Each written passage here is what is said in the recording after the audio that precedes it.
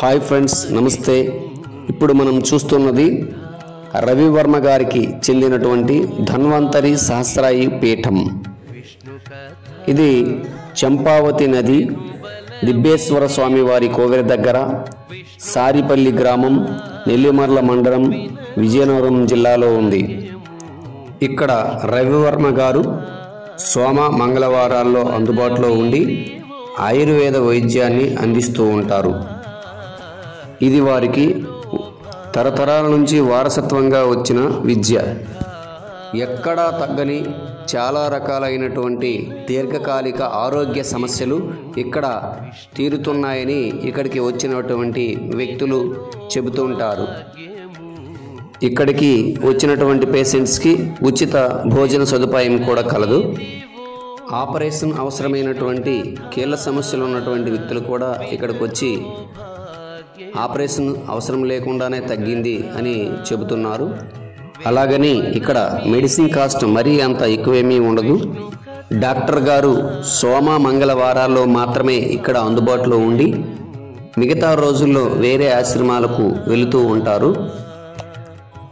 Medical theory clubbing, allopathy, homeopathy మరియు ఆయుర్వేదం యొక్క మిశ్రమ చికిత్సను ఈయన కనుగొన్నాడు. అతని పరిశోధనలు, అతని అభ్యాసాలలో సవాలు ధోరణులను నిరూపించాయి. వ్యాధిగ్రస్తుల లక్షణాల ప్రకారం అతను మందుల వాడకంలో మిశ్రమ చికిత్సను ప్రవేశపెట్టాడు.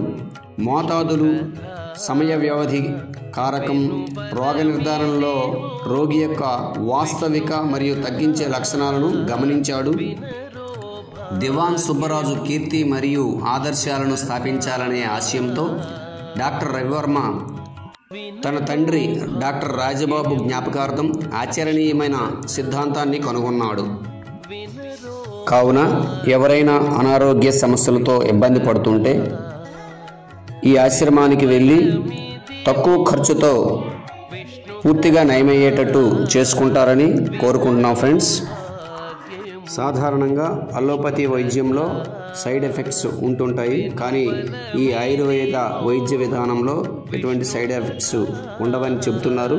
కాబట్టి ఇటువంటి సదుపాయాన్ని మీరందరూ కూడా ఉపయోగించుకొని మీ ఆరోగ్య సమస్యలను తీర్చుకునేటట్లుగా లబ్ధి పొందుతారని కోరుకుంటున్నాం ఫ్రెండ్స్. థ్యాంక్ యూ, నమస్తే.